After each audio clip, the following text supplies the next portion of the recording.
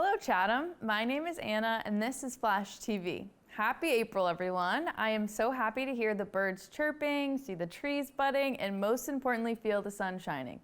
Spring is in the air, which means summer is not far behind, and I could not be more thrilled. This time of year really is the most exciting in Chatham, and I'm looking forward to sharing what I have in store for everyone. So let's get started. I'd like to remind everyone of our weekly game sessions. Currently, we have a thriving Mahjong, Cribbage, and Scrabble group meeting, but if there are passionate game players looking to start a new group, please feel free to reach out to me at any time and we can get something started. Coffee hours this month are going to be action-packed. Typically, we have a themed coffee hour every Wednesday from 9 to 10 a.m. and Friday from 1 to 2 p.m. Due to scheduling conflicts, we will not be holding any special coffee hours on Friday, April 12th and 26th, but more on why that's the case later. Wednesday, April 3rd at 9 a.m., we will be welcoming Casey Hammond to the CFAL to give a comprehensive presentation on emotional freedom techniques, also known as tapping. Tapping is a method that many individuals have found helpful in managing their emotions, and all my wellness warriors out there can attest to the benefits this technique offers. You won't want to miss this enlightening presentation. Friday, April 5th from 1 to 2 p.m. and Wednesday, April 24th from 9 to 10 a.m. I will be providing personalized assistance to seniors seeking support with their digital devices and technology-related inquiries. Please call today to reserve your 20-minute appointment and provide a brief description of the problem you are hoping to solve. Wednesday, April 10th will be our fourth installment of Seafaring Stories. Be sure to check out this exciting presentation. Wednesday, April 17th at 9 a.m., we are excited to welcome Director of Natural Resources Greg Berman. Appointed to this position in November, Mr. Berman will surely have some exciting stories and updates for us as we welcome warmer weather. This month, we have some exciting social and educational opportunities, but as we all begin to emerge from our winter hibernation, I want to highlight our exercise programs. Tai Chi is held at 8 a.m. at the Community Center every Tuesday. There's no registration required. Yoga with Ashley Woodworth is held at 1 p.m. at the CFAL every Tuesday. There will be no class April 9th. Osteoporosis prevention exercise class hosted by Elder Services is held at 8:30 a.m. at the First United Methodist Church on Tuesdays and Thursdays. As always, indoor walking group is every Tuesday and Thursday from 12 to 1:30 at the Community Center. An arthritis exercise hosted by the VNA meets at 10:45 at the Community Center every Thursday. In order to participate in osteoporosis and arthritis prevention exercise class, parties need to register with Elder Services and complete a medical release form. Forms can be accessed on ESCCI webpage or at the Center for Active Living. Don't forget, every Thursday from 9 to 10 a.m., a nurse from the VNA of Cape Cod is on site at the CFAL for a blood pressure clinic. Come and have your numbers checked. I can't decide what I'm most excited for this month: Marathon Monday, finding out the theme for the Chatham 4th of July parade, or the total solar eclipse. There's so much to go over on our calendar, so let's keep going. Wednesday, April 3rd will be the first monthly session of bingo. Starting in April, we will have bingo on our calendar every first Wednesday of the month. Games will begin at 2 p.m., starting with traditional cards and incorporating some thematic designs. This month's theme will be April Fools, so bring your best prank story and your good luck charm, and you might leave with a prize. So that eclipse I mentioned, pretty exciting. On Monday, April 8th, a total solar eclipse will be happening. The duration of totality will be up to 4 minutes and 27 seconds, which is almost double that of the Great American Eclipse of August 2017. For that event, I was in Nashville visiting family and can still remember the eerie stillness of dusk in the middle of the day. It was miraculous. Unfortunately, Chatham is not in the path of totality, but we do have an exciting viewing party planned. Thanks to the American Astronomical Society, we will be showing live telescope feeds of the eclipse from Junction, Texas, paired with educational commentary. For those interested in attending the solar eclipse viewing party, from 1 to 1:45, there will be lunch provided before the solar eclipse begins at 2 p.m. Limited space available, so please call to reserve. On Tuesday, April 9th, we will be welcoming Therapy Gardens to give a presentation on herb gardening. Come and learn about the properties of popular flowers and herbs, and then plant your own. Topics include growing small flowers and herbs indoors and outdoors, including different presentation ideas. We will also review what herbs are edible and ornamental. Participants will leave with a small seed starter kit and their choice of variety of seeds, so please remember to call and register so we have an accurate head count. April is going to be a musical month in Chatham, and personally, I can't wait. For all my fellow country music lovers, listen up. Friday, April 12th at 1 p.m., musician Matt York will be at the CFAL to give his History of Country Music presentation. Please call and reserve your spot. Wednesday, April 17th from 1 to 2:30, the Sound Dunes will be giving a spring concert at the Chatham Community Center in the large meeting room. You won't want to miss this delightful performance. All members of the community are welcome to enjoy the tunes of the Sound Dunes, and I hope to see you there. Finally, we will be welcoming harpist Susan Regan Wright.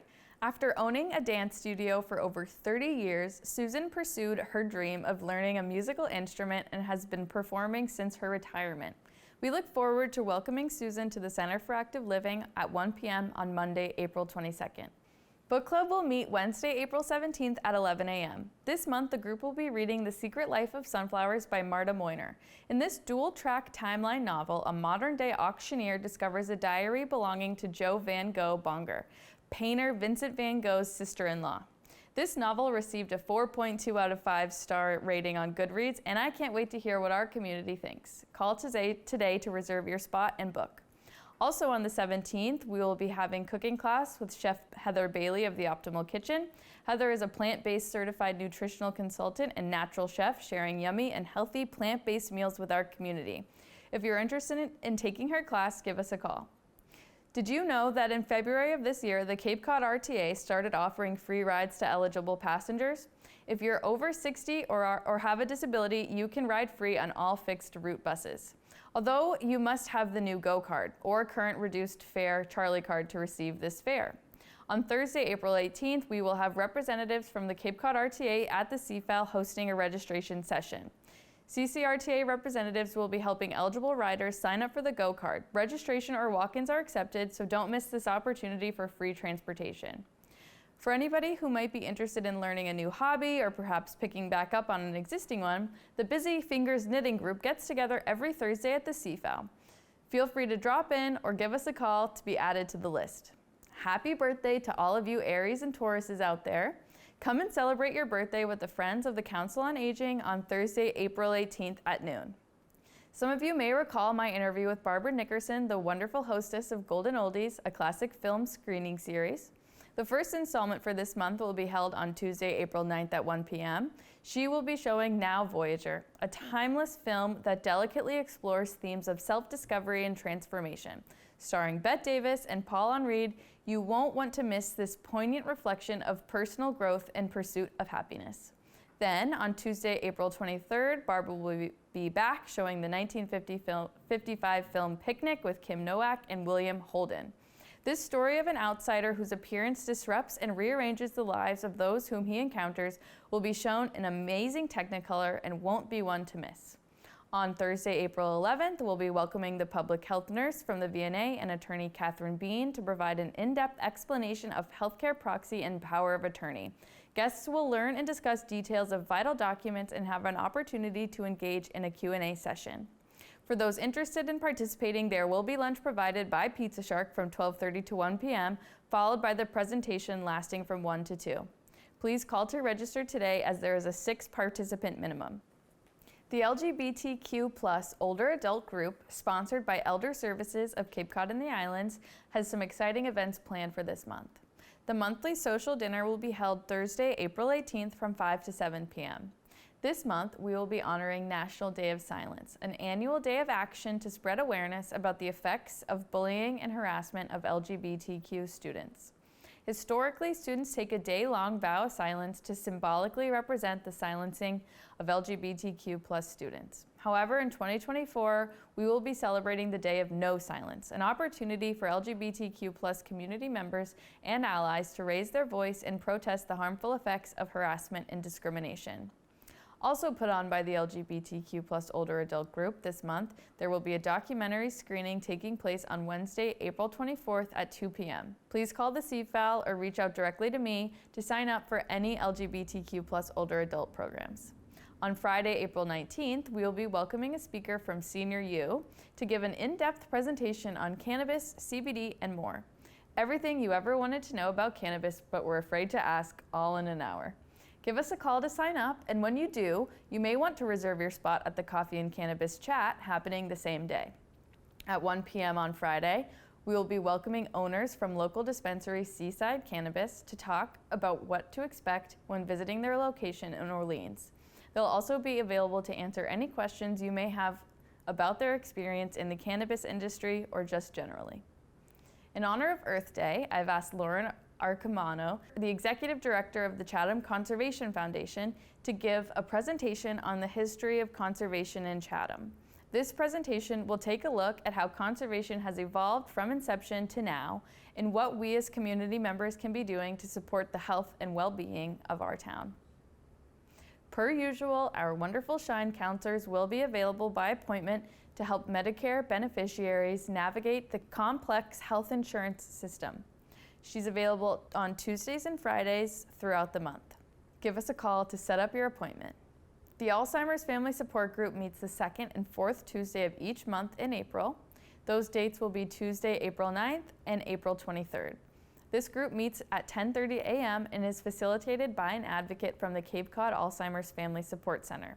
Please contact them at 508-896-5170 to join this group. As a reminder, the CFAL proudly offers transportation services. Transportation to medical appointments receive priority, but if there are errands or other appointments that you require assistance in getting to, we're always happy to try and help. Along with providing rides, our transportation department offers grocery and prescription delivery services every Monday and Thursday. Additionally, there is a weekly trip to Stop and Shop in East Harwich every Thursday at 10 a.m. For those interested, we will be providing transportation to the Monday, May 13th town meeting. For more information or to request rides and services, please give the COA a call and ask for Debbie. The Chatham Center for Active Living will be closed Monday, April 15th in honor of Patriots Day. Good luck to all of those running the Boston Marathon. I'm so excited for this next segment of Flash TV. It's time for Aging Voices, Stories of Service and Community. Each month, I'll have a chance to sit down with a Chatham community member and hear their story. Please join me in welcoming Rosie Case. Welcome, Rosie. Thank you so much for being here. It's nice to be here. Thanks for inviting me. You're so welcome. Did you have a nice weekend? I did. I actually went to a play. It was kind of fun. Oh, that's awesome. I love that. Well, today I'm really excited to interview you. As you know and are intimately aware, you're a big driving force with our LGBTQ plus older adults group. And we wouldn't be able to put on those programs and events without you, so thank you very much. I'm excited to kind of dive a little deeper today. I wanted to start and can you tell us a little bit about yourself and your background and all of that fun stuff? Sure. I grew up in a small town in upstate New York called Schenectady. Oh. It was the home of GE, General Electric, for a long time. Oh, wow. And I went to high school there and college in Troy at Russell Sage College. And my first occupation was a gym teacher, a phys ed teacher. Fun. Eventually, I got into the field working and supporting people with developmental disabilities. I spent 22 years at a nonprofit agency in Schenectady and worked my way up to be the Director of Quality Assurance. Wow. And then I left there and did a small stint in a little agency in Montgomery County out by Amsterdam, New York, and that. But eventually ended up working for the state of New York for a agency that was created in 2013 called the New York State Justice Center for the Protection of People with Special Needs. That's a mouthful. Oh, wow. But the purpose there, I was an abuse investigator for people with who had special needs such as mental health issues, substance abuse, children that are under the auspices of Child Protective Services and whatnot. There were 6 state agencies, so I was there for 8 years. Wow, that's a big job. Yeah, and I retired from that and moved to the Cape. Yeah, so how did you find yourself down here? Why did you choose the Cape? Well, my younger brother was living in Dennis Oh, okay. at the time, and I made him an offer he couldn't refuse about sharing a home space. That's awesome. And that lasted a few years until he met someone. And he is now having a romantic life in Brewster. Left his sister in the dust. Yeah, that's okay though. It's a good thing. Yeah, I bet it was fun. I always joke with my siblings, like, oh, it's so sad we're never gonna live together again. Like, that part of our lives is over, but you never know. Was it fun living with your brother as an adult? It was very educational. Oh, okay. We are very different people. He's very spontaneous and flexible, and I'm kind of like, okay, I have to plot. If I want to like buy something, I have to research it to no end. Yeah. I'm not very spontaneous, Oh, so okay. I learned a lot from him in that aspect, but more about me. Yeah, which is also nice. It's great to like learn from your siblings as an adult. Interesting. Yeah, it's definitely interesting. Have you enjoyed being on the Cape, or what are your likes and dislikes? It's like the best of both worlds. Of like in upstate New York, the last year I lived there, we had a snowstorm that was 32 inches. Oh, And that was gosh. like, I couldn't get in my driveway. I was like, that's it, I'm done with snow. So out here, you get water, you get sun, you get a little bit of snow, Yeah. not a lot. And the people are just very friendly here. Aw. So yeah, it's been great. That's awesome. How long had your brother been down here? He actually lived in Massachusetts for quite a while. Great. But on the Cape, I want to say probably 6 years or so. That's awesome. Yeah. I love that. So what do you do in your everyday life? What are your hobbies? Well, I have a lovely dog named Sassy. Oh. She's a hound mix, and we travel all through the Cape area. I live in Orleans, so a lot of trail walking there. I also play cards. Met up with a group recently and discovered, when I was younger, I learned how to play pinochle. Discovered I'm a pinochle expertise. Oh. So, and canasta, that was the other thing we do. You know, a lot of people come into the Council on Aging and ask if we have anyone interested in playing canasta. So now that I know, Yeah, maybe we can get something going. sure, sure. Interesting. Is it? Interesting. Yeah. And I do it once a month. There's a group, we play charades. Oh, that's At so night. fun. Where do you That is. guys do that? Each other's homes. It's like a traveling charades group, and we usually do a potluck before Oh, that's and awesome. stuff. Yeah, it's kind of fun. Oh, that is really fun. Charades is hard. It is. That's a tough It game. You is. have to really know your partner, I feel like. Yes, yes. Know the crowd. That can help. That can definitely help.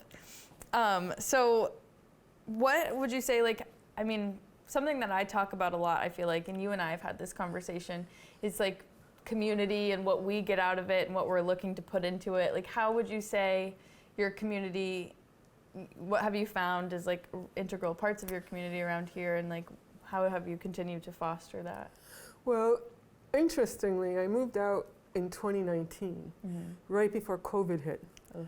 And I had started to meet people. Yeah. And then all of a sudden, we couldn't get together anymore. Yeah. So it really set me back a bit. So I had to, when everything was lifted, I started to try to find a community again. And somehow I ended up at Chatham, and they started the new LGBTQ group. And it's sometimes hard to find people in my community. So Sure. I sort of latched on to you guys. Which we love. We love having you. So in that essence, it's been very fulfilling for me Yeah. to meet my tribe, I call them, Oh. the other folks around. And even like coming there, I took ukulele lessons at You the did. center, and that was fun. So that just opened up a whole nother, like when I was younger, I played the French horn. So Oh. yeah, that's a little hard to carry around now. But the ukulele is much better because Totally. it's smaller and lighter. Yeah. So, and that just sets a whole nother group of people you can connect with. So, yeah. Which is awesome. So community-wise, still I'm learning because we got so isolated back then. So I know the COVID times were so crazy to think about and look back on. it's kind of like, Harry Potter, the time that we shall not name. Yeah. That's actually an excellent point. You already answered my next question, which Okay. of like the programs that you're involved with at the COA, and you were a big member of the ukulele group, which was really fun, and we'll be coming back soon. So Good, keep your eyes peeled Back for in that. May, maybe. Yeah, looking forward to that. But the LGBTQ plus group, can you maybe kind of talk on like how you've seen that group evolve and what you kind of hope for it in the future, and if we could, if you could tell people anything about the group, like what would it be? Okay, so it started with part of being an investigator in my previous life and a QA director. I'm into finding facts and figures and how things work, and I stumbled across the Fenway Health Aging, LGBTQ Aging training and project, and the survey they did, and it talked about the objective of what we need to do to have a healthy LGBTQ community, and that just sort of struck home. So the group started in Chatham back in, I think, 2022, and we had a few meetings, and then an opportunity came up for us to get a grant through the Elder Services of Cape Cod and the Islands. So we submitted the grant. I had participated in the development of it, and we were looking at using a holistic approach to providing events and opportunities for our community.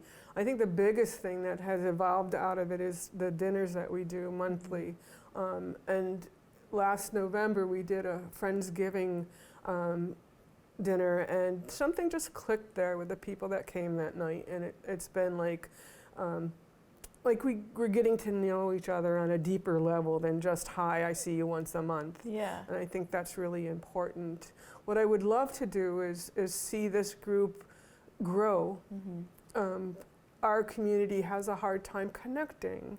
And I think it's something important that we have to support each other, because there are, in the survey that Fenway did, isolation is one of the top things that happen to people in our community when somebody's partner dies, or sometimes you're not connected to your family anymore. So you really rely on others in your community to be your support system.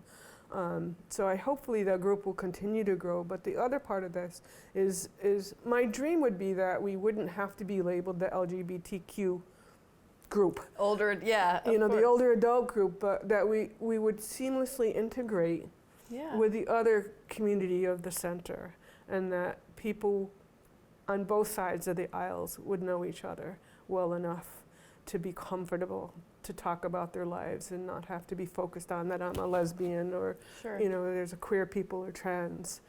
That's my dream. What would you say, thank you, I appreciate that answer, and I hold that same dream as well. My question to you is, what would you say to people who might be watching this interview or going throughout the community in town, and maybe they're not entirely sure if they want to come get involved, they're not sure if that necessarily applies to them? Like, what would you say to the people who aren't sure if they're willing to come and participate? I think a lot of what's going on in our world today is based on misinformation and a lack of knowledge. Sure. So if you want to come and meet very friendly people who are social, talented, intellectual, just like everyone else in the community, please come. Yeah. And we are very open to having people come and understand and get to know us. Yeah. We're more than the L or the G or the alphabet there. Yeah. We are people, we all have the same spark that everyone else does. Absolutely. So if we can get past those labels, we're just like everybody else. Totally, I agree. I came to the dinner last week, and it was really fun to meet members of the community that I haven't had an opportunity to, and so I would urge everyone to check out the programming going on, because it's a lot of fun. I have some fun questions for you. Not that these questions weren't fun, but kind of, So navigating the aging process can come with its own sets of challenges and exciting portions as well. So from your perspective, what would you say some of the exciting changes have been for you? I think mindfulness has been very much in my world lately, like I wake up and make sure I count, my fingers work, my toes work, everything else. And just being very aware at this point in my life, what is the most important thing to me? Yeah. It's no longer my career because I'm being friends is my career, or social is my career. And money is just, you get to a point where, you did what you could to get your money, but it's not going to change. Yeah. So, what is truly important, and for me, is to make connections with other people and just share heartfelt things. And I appreciate that. I was actually saying this weekend, I feel like since taking on this role and being in this position and being a member of this community, I have been not forced, but kind of urged to think about, be more mindful and incorporate more wellness and mindfulness practices into my everyday, because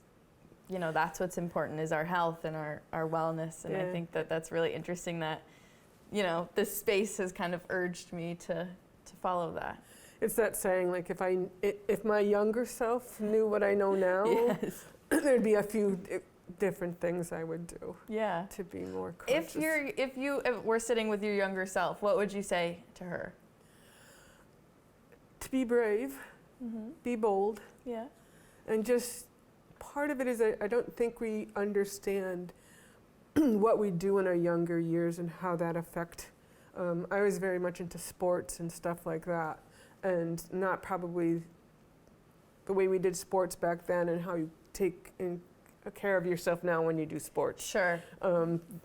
That knowledge wasn't present back then, so I definitely like the would have. physical health. Oh yeah, yeah. Like there's some war wounds there.